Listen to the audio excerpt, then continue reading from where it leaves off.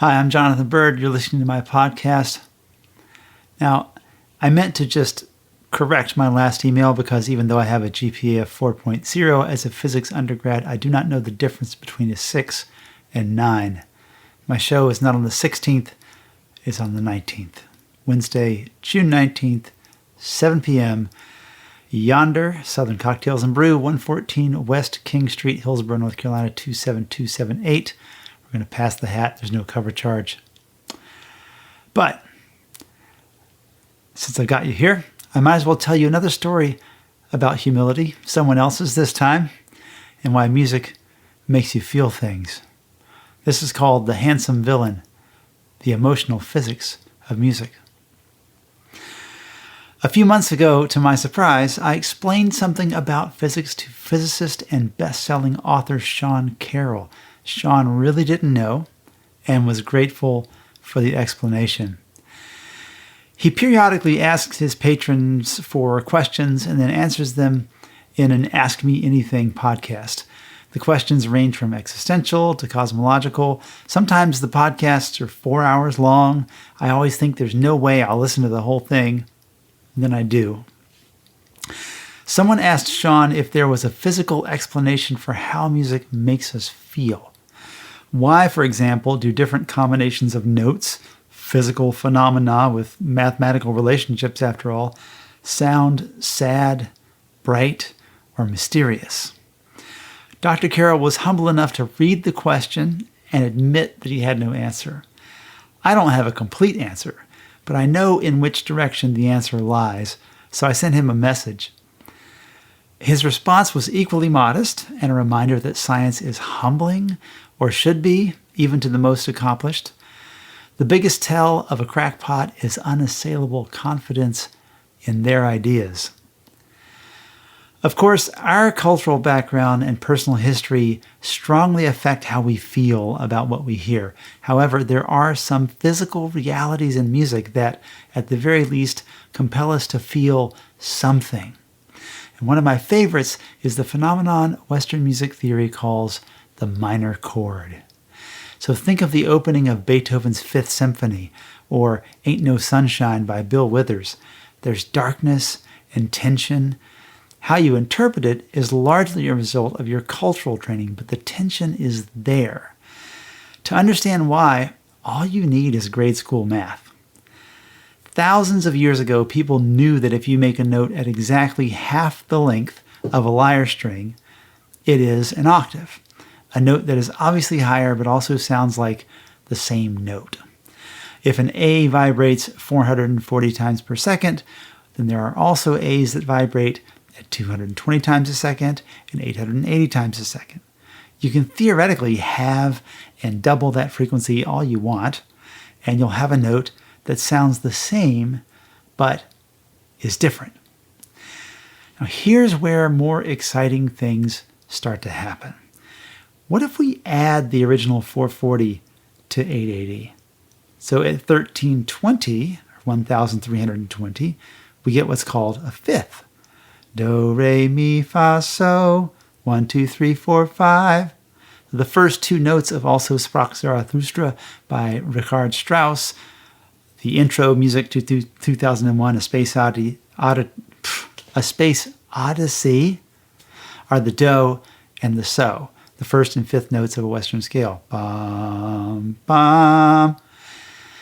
There's not much emotional information between these two notes. In Strauss's piece, you may notice that it feels like we're waiting for something to happen until the first three notes give way to two dramatic chords. The first and fifth notes of the scale are so closely related mathematically that their relationship is only slightly interesting, like a couple who wear the same t-shirt. So we need to keep going up this series of overtones, literally tones over the tone, to understand the tension in a minor chord.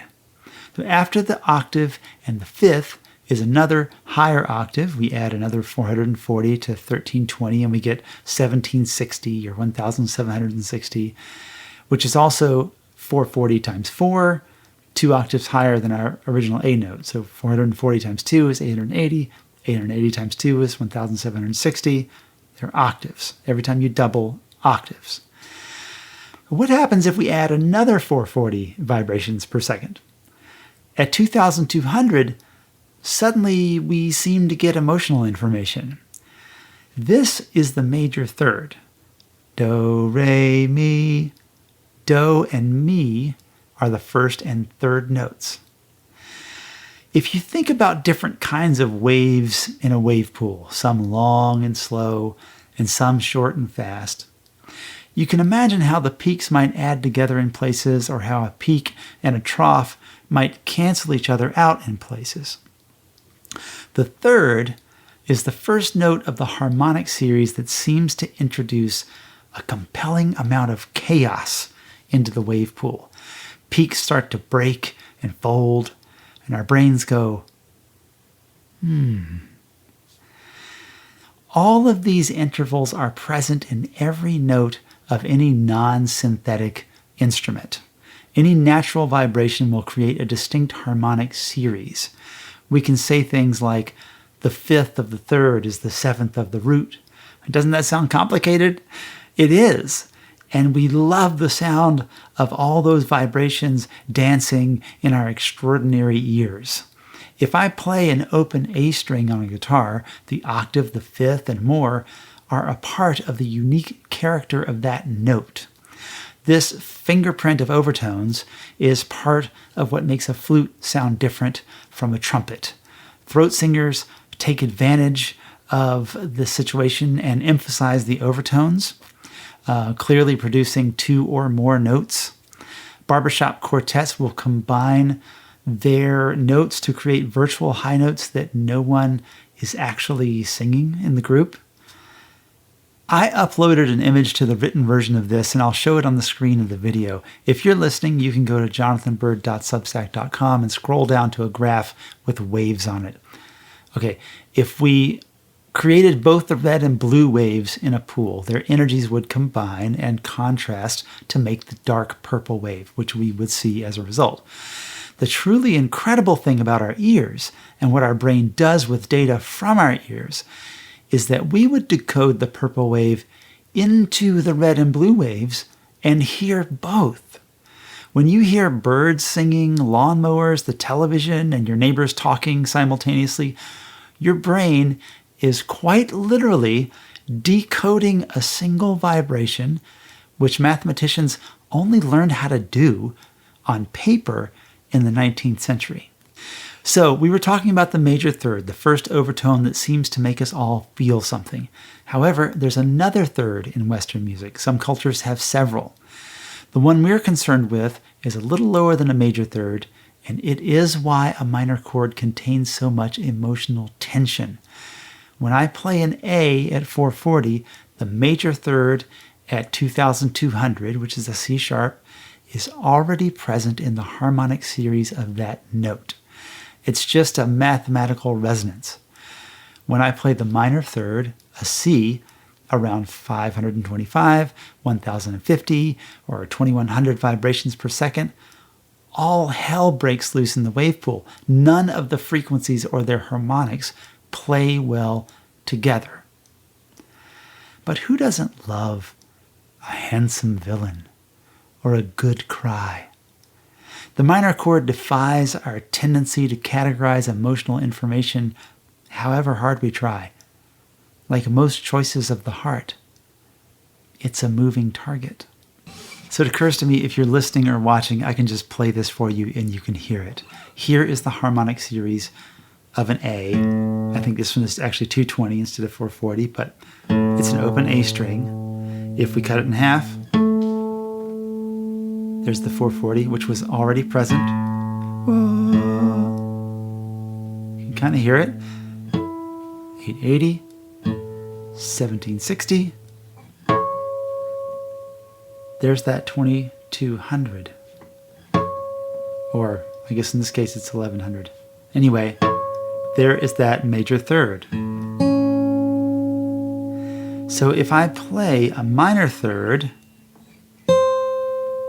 which is a C natural, that note is already in the A note. Even if I just play the root, it's already there. So when I play that minor third, it is ringing against another note that is already there, that note. And that's why a minor chord sounds minor. So is the emotional quality of music cultural or physical? Yes. Yes, it is. Speaking of feelings, it sure did feel good to teach something to someone who has taught me so much.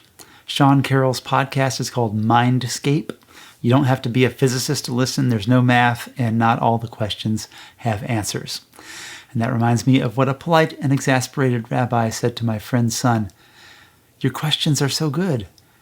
Are you sure you want to trade them for answers? I am sure I'm playing on Wednesday, June 19th. There will be minor chords. I'm your fan, Jonathan Byrd. Thanks for listening. You can always read, listen, or watch at jonathanbyrd.substack.com. You can share this post. It's free for everyone to read. And if you subscribe to my Substack, you will help me get through college. You will help me with so much. I'm caring for my mother. I'm raising a teenage son. I'm putting it together however I can. And my subscribers make a big difference for me. Thanks so much. We'll see you on Wednesday, June 19th at 7 p.m.